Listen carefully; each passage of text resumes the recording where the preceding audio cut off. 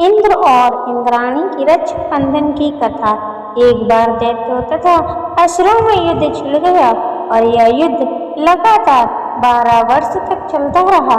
असुरों ने देवताओं को पराजित करके उनके प्रतिनिधि इंद्र को भी पराजित कर दिया। ऐसी दशा में देवताओं सहित इंद्र अमरावती चले गए। उधर विजेता दैत्यराज ने तीनों लोकों को अपने वश में कर लिया।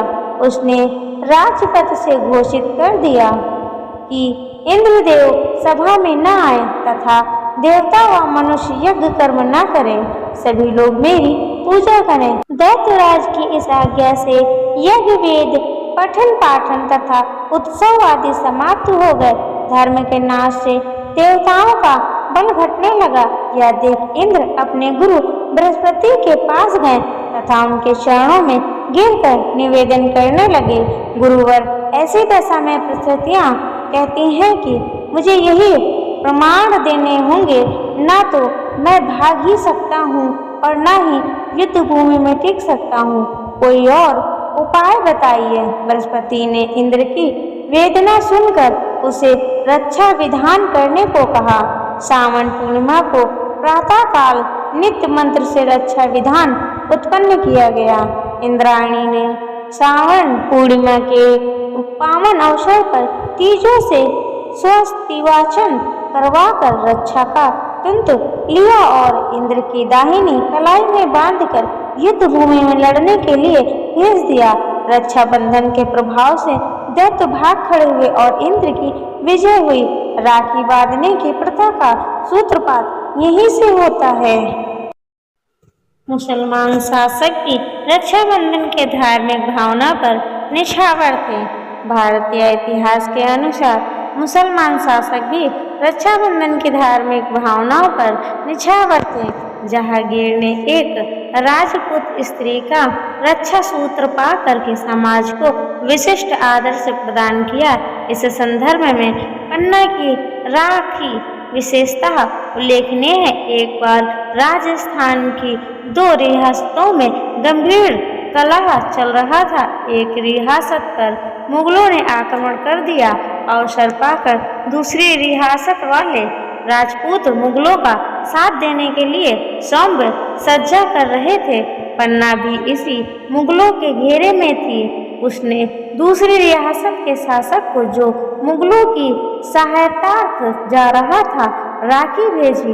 राखी पाते ही उसने उल्टे मुगलों पर आक्रमण कर दिया। मुगल पराजित हुए। इस तरह रक्षाबंधन के कच्चे धागे ने दोनों रियासतों के शासकों को पक्की मैत्री के सूत्र में बांध दिया। श्री कृष्ण और द्रौपदी रक्षाबंधन कथा।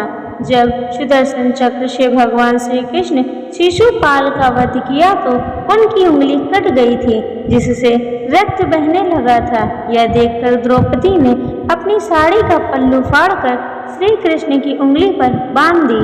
उसी क्षण श्री कृष्ण ने द्रौपदी को अपनी बहन मान लिया और आजीवन उसकी रक्षा करने का वचन दिया। श्री कृष्ण ने द्रौपदी से कहा, जिस समय भी वह स्वयं को संकट में पाए उन्हें याद कर सकती है। जब धृतराष्ट्र के भरी राज्यसभा में द्रौपदी का चीरहरण किया जा रहा था और द्रौपदी की साड़ी उतरने का प्रयास किया जा रहा था, तब भीष्म पितामह, द्रोणाचार्य और विदुर जैसे न्यायकर्ता मुकदर्शन बन गए थे।